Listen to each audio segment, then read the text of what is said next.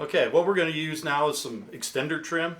We'll place that around the window to trim out all these edges, and then we'll go ahead and seal all that up with some good quality sealant.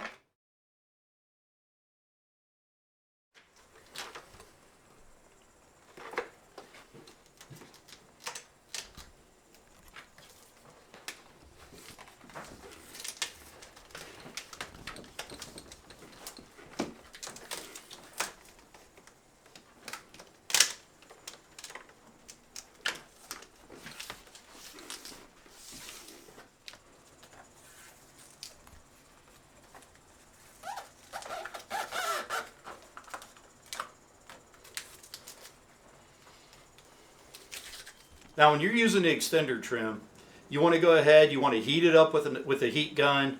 You want to get it warmed up so the adhesive will work better, it'll stick better. And then you also want to use a roller while you're doing it, and that way it gives it a nice, good, even adhesion.